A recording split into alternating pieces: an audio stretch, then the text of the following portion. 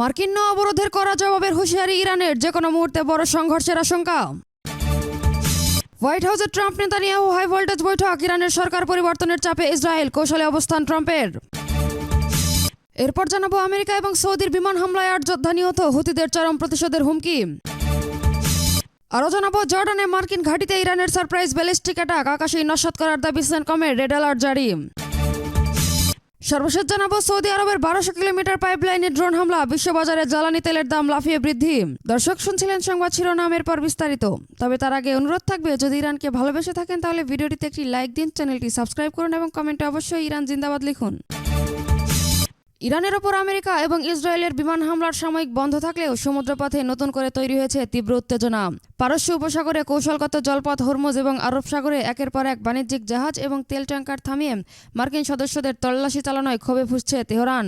মার্কিন central command ইতোমধ্যেই 17টি বাণিজ্যিক জাহাজের গতিপথ ঘুরিয়ে দেওয়ার দাবি করেছে। এর জবাবে ইরানের সশস্ত্র বাহিনীর সেন্ট্রাল হেডকোয়ার্টার্স ওয়াশিংটনকে সরাসরি সতর্ক করে দিয়ে জানিয়েছে, সাগরে অবৈধ অবরোধ চাপিয়ে দেওয়াকে যুদ্ধের বিস্তৃতি হিসেবে গণ্য করা হবে। যে কোনো সময় সমুদ্র সীমায় মার্কিন এবং ইসরায়েলি রণতরীর ওপর পাল্টা ধাওয়া বা বিধ্বংসী আক্রমণের হুমকি দিয়েছে তেহরান। ইরান সংকট নিয়ে ওয়াশিংটনে মার্কিন প্রেসিডেন্ট ডোনাল্ড ট্রাম্পের সঙ্গে দ্বিপক্ষীয় উচ্চ পর্যায়ের বৈঠক করেছেন ইসরায়েলি প্রধানমন্ত্রী বেনিয়ামিন নেতানিয়াহু। বিশ্লেষকদের মতে নেতানিয়াহু তেহরানে সরাসরি রেজিম চেঞ্জ বা শাসন ক্ষমতা অচল করার মতো বড় আকারের সামরিক হামলার জন্য ট্রাম্পের ওপর চাপ সৃষ্টি করছেন। তবে ওয়াশিংটন আপাতত কড়া অর্থনৈতিক নিষেধাজ্ঞা এবং আলোচনার মাধ্যমে কূটনীতির পথ খোলা রাখতে চায়। ট্রাম্প সামাজিক মাধ্যমে বৈঠকটি ইতিবাচক বলে জানালেও ইঙ্গিত দিয়েছেন, চুক্তি ব্যর্থ হলে আগের মতো বিমান হামলা আবার শুরু হবে। তবে মধ্যপ্রাচ্যে টানা যুদ্ধ যুক্তরাষ্ট্রের অভ্যন্তরীণ রাজনীতিতে অজনপ্রিয় হওয়ায় সামরিক অভিযানের মাত্রা দিয়ে ওয়াশিংটন এবং তেল আবিবের মধ্যে স্পষ্ট দ্বিমত দেখা যাচ্ছে। আমেরিকান ঘাঁটি এবং সৌদি আরবের তেল স্থাপনা লক্ষ্য করে একের পর এক ড্রোন আক্রমণের জবাবে এবার নজিরবিহীন যৌথ আকাশ হামলা চালিয়েছে ওয়াশিংটন এবং রিয়াদ। গত 72 ঘণ্টায় ড্রোন আক্রমণের পাল্টা জবাবে ইরাকের পূর্ব এবং উত্তরাঞ্চলের নিববে প্রদেশে বিমান হামলায় ইরান সমর্থিত পপুলার মোবিলাইজেশন ফোর্সের অন্তত 8 জন সদস্য নিহত এবং বেশ কয়েকজন আহত হয়েছেন। এই হামলাকে স্বাধীন ইরাকের সার্বভৌমত্বের নগ্ন লঙ্ঘন হিসেবে আখ্যা দিয়েছে পিএমএফ। অন্যদিকে ইয়েমেনের স্বাধীনতাকামী হুথি গোষ্ঠী এক বিবৃতিতে ওয়াশিংটন রিয়াদের যৌথ এই হামলাকে কাপুরুষোচিত আগ্রাসন বলে তীব্র নিন্দা জানিয়েছেন এবং আঞ্চলিক পর্যায়ে আরও বড় ধরনের সামরিক জবাব দেওয়ার কথা জানিয়েছেন। সাময়িক যুদ্ধবিরতির মাঝে মধ্যপ্রাচ্যে মোতায়েন করা মার্কিন সামরিক বাহিনীকে লক্ষ্য করে আকস্মিক হামলা চালিয়েছে ইরানের রেভলিউশনারি গার্ড আইআরজিসি।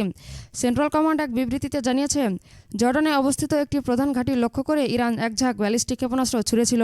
পেন্টাগন এটিকে সারপ্রাইজ অ্যাটাক হিসেবে অভিহিত করলেও পেট্রিয়ট ক্ষেপণাস্ত্র প্রতিরক্ষা ব্যবস্থার মাধ্যমে সবকটি মিসাইল আকাশেই ধ্বংস করা সম্ভব হয়েছে বলে দাবি করেছে আমেরিকা। এর ফলে বিগত কয়েকদিনের সামরিক বিরতির অবসান ঘটেছে এবং জর্ডান, কুয়েত এবং বাহরাইনে অবস্থিত মার্কিন ঘাঁটিগুলোতে সর্বোচ্চ স্তরের রেড অ্যালার্ট জারি করা হয়েছে।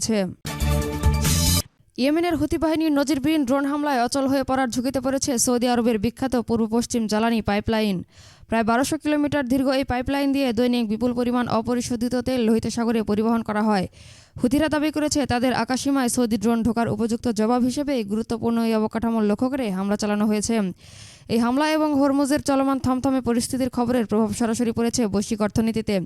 আন্তর্জাতিক বাজারে অপরিশোধিত জ্বালানি তেলের দাম আন্তর্জাতিক মুদ্রা বাজারে এক লাফে কয়েক ঘন্টার ব্যবধানে 4% বেশি বৃদ্ধি পেয়েছে।